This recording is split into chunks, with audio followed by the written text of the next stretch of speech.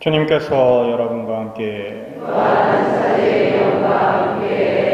마테오가 전한 거룩한 복음입니다.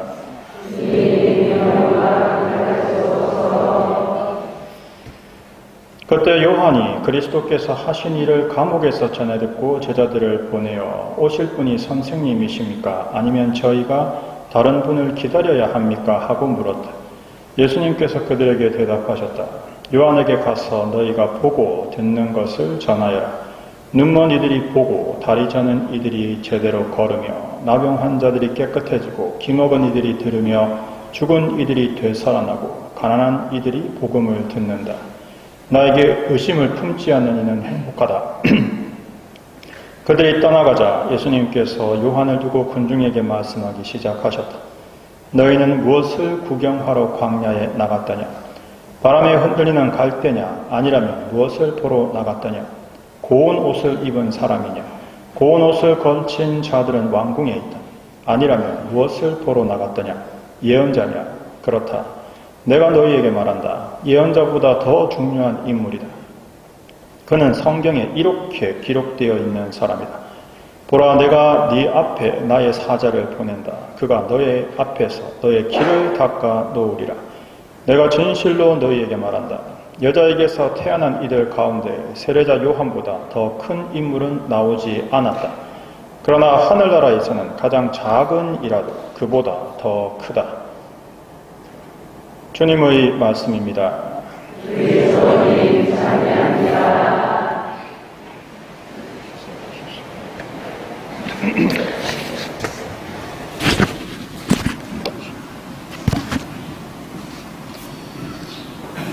오늘 예수님께서 가난한 이들이 복음을 듣는다라고 말씀을 하십니다. 이 에반겔리온이라는 그리스어는 그냥 말 그대로 우리말로 번역하면 기쁜 소식입니다.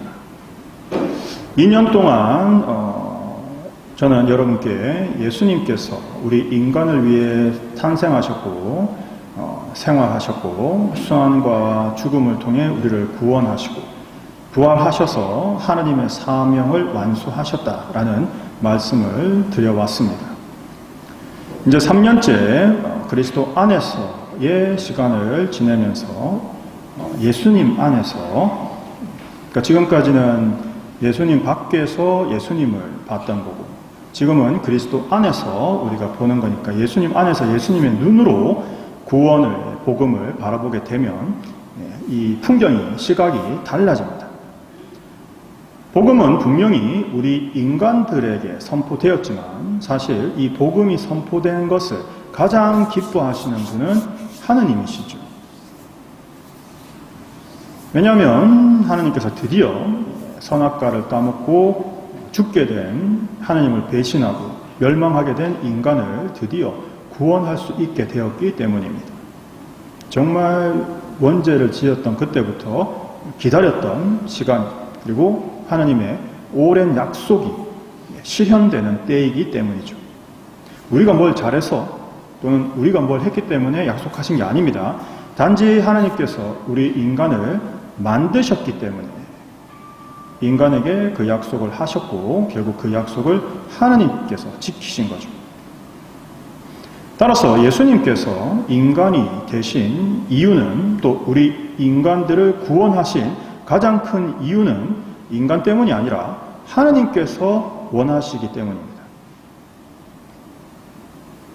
하나님께서는, 성부 하나님께서는 인간이 원죄를 저지르고 범죄하고 나서 그 자유, 하나님께서 주신 자유를 악용해서 하나님을 배신했을 때부터 인간을 구원할 계획을 세우셨고 드디어 때가 찾아 예수님께서 구세주, 인간이 되신 거죠.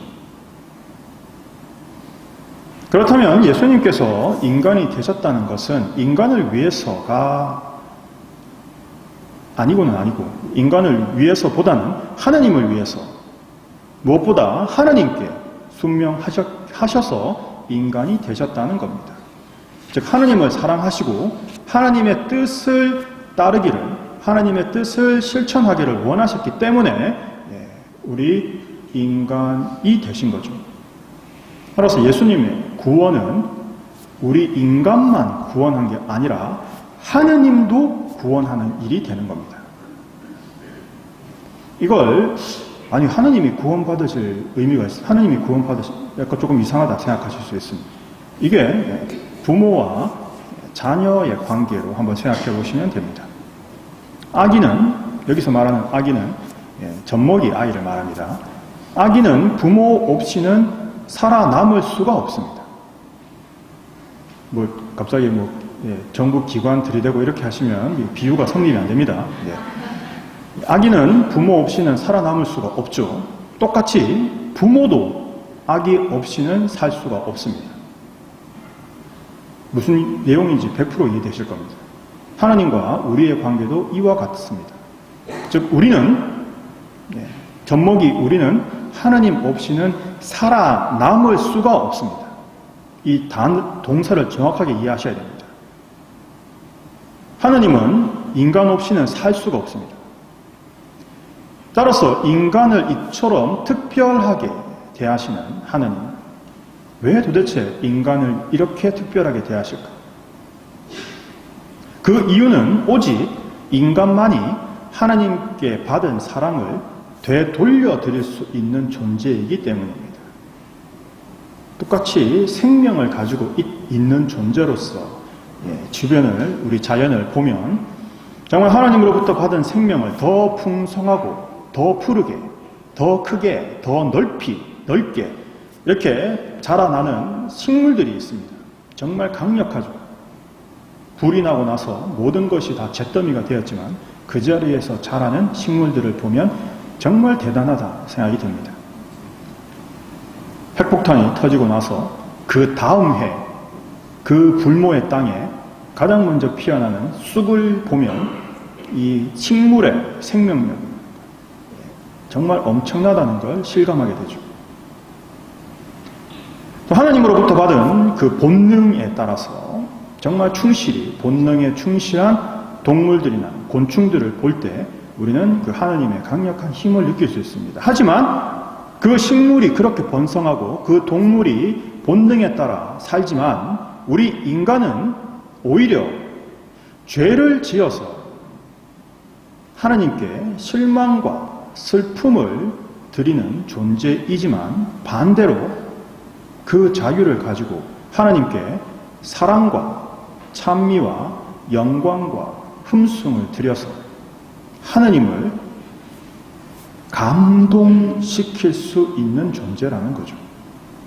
이 차이가 바로 하나님께서 인간을 만드신 이유이고 이 거의 엄청나다고 할 수 있는 이런 우주의 딸랑 지구를 만들어서 그 지구 표면에서 좀 벗어나는 것도 길을 쓰고 해야 벗어나는 그런 인간을 위해 이 큰 우주를 만드신 이유이기도 합니다. 따라서 이런 하나님께 우리가 사랑과 찬미와 영광과 흠숭을 드리는 건 우리의 영광이죠. 이 비밀을 예수님께서는 직접 삶으로 사셨고 그걸 성모님과 12 사도들에게 보여주시며 너희도 이렇게 살아라고 가르쳐 주신 거죠. 따라서 우리도 이 예수님의 삶을 배우고 익혀서 성모님과 12 사도들처럼 살아갈 때 바로 예수님의 제자, 하느님의 자녀다. 그래서 드디어 하느님의 기쁨이 될 수 있습니다. 즉 복음, 기쁜 소식이라는 건, 이 기쁨이라는 건 우리가 천국에 가게 되었다고 기쁜 것도 있지만 사실은 그건 정말 별로 중요한 게 아니고요. 더 크고 더 중요한 기쁨은 우리가 하느님을 기쁘게 해드릴 수 있다. 이게 사실은 우리에게 있어서 가장 큰 기쁨이 되어야 되는 거죠.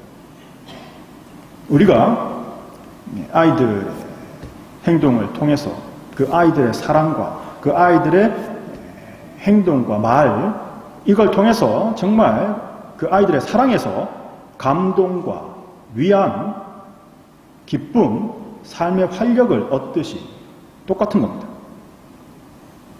따라서 우리도 하나님께, 하나님 뜻 안에서 사랑으로 하나님께 감동과 위안과 기쁨과 활력을 드릴 수 있는 거죠. 그리스도 안에서의 단계는 이미 우리가 주님으로부터 하나님께 무엇을 받을까라는 삶이 아닙니다. 이미 다 받았는데, 모든 걸 받았는데 더 뭘 받습니까? 따라서 그리스도 안에서의 단계는 이미 하나님께 내가 뭘 드릴 수 있을까? 의 삶으로 변화되어 가는 것이죠. 따라서 하나님께 기쁨과 감동을 드리는 길, 그 방법을 가르쳐 주신 예수님의 길을 따라서 먼저 충실히 그 길을 걸어가신 성모님과 성인들을 따라서 우리도 하느님께 기쁨이 되는 삶을 선택하며 살아갑시다. 그때 우리는 하느님께 감동이 될 것입니다. 아멘.